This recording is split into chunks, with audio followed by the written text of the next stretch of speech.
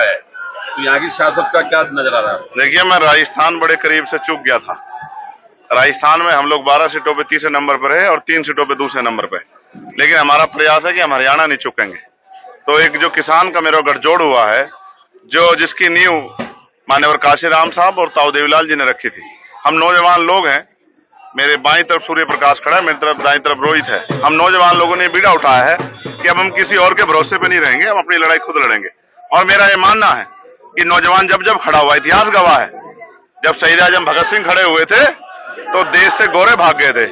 यहाँ जो सरकारें आज उपस्थित है, इनको भी सबक सिखाना है और अपने लोगों को मौका देना है। मैं मानता हूं राजनीति में जिनके पास ताकत नहीं होती वो कोई काम नहीं कर पाते, तो हमें राजनीतिक ताकत हासिल करनी है, किसान का मेरों का भला करना है, नौजवानों का, गांव में रहने वाली महिलाओं को घर तक रोजगार लेके जाना है, बहन बेटियों के सम्मान की रखवाली करनी है और अपनी फसलों पर, अपनी नस्लों पर दुश्मन की निगाह नहीं पड़ने देनी। इस बात की हमें जिम्मेदारी से एहसास है, हम नौजवान। आपने अपने संबोधन में कहा हरियाणा सिरमौर रहा है भारत की राजनीति, दिल्ली हरियाणा से चलती जाए उल्टा हो गया है।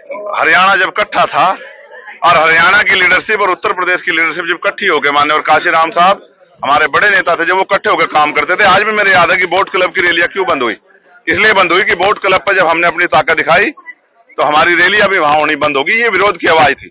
पहले हरियाणा तय करता था, उत्तर प्रदेश तय करता, दिल्ली कुर्सी पे कौन बैठेगा। अब दिल्ली बैठे लोग जिसको चाहे बना दो, जिसको चाहे हटा दो। इससे यानी कि हरियाणा की हिम्मत कम हुई है। हम हरियाणा की हिम्मत नहीं कम होने देंगे कि हम हरियाणा में फिर क्षेत्रीय दलों को ताकत देंगे, जिससे कि बुनियादी समस्याओं पे लोगों का ध्यान पड़े। गांव में क्या समस्या दिल्ली को क्या पता, खेत में क्या समस्या दिल्ली को क्या पता है। दिल्ली वालों को तो ये भी नहीं पता आलू ऊपर उगते हैं पेड़ के या नीचे उगते हैं। उनको तो चिप्स का पता है कि पैसे वाले को, कंपनी वाले को चिप्स के पैसे सही मिल जाने चाहिए। तो हमें किसानों को मेरे की परवाह है। न्यूनतम वेतन क्या उनको क्या पता है, घर कैसे चलता है उनको क्या पता है, पेड़ कैसा लगता है, कौन से पेड़ से क्या बनता है उनको क्या पता है। हम तो किसान लोग हैं, हमें सब पता है, इसलिए हमें अपने लोगों की चिंता है। और 5 साल बाद हमारे लोग पछताए ना, अगर गलती कर देंगे तो फिर पछताएंगे। गुलामी की बेड़ियां भी काटनी है, भाईचारा बनाना है, फिर किसके पास जाकर रोएंगे, तो अपनी ताकत बनानी। इसलिए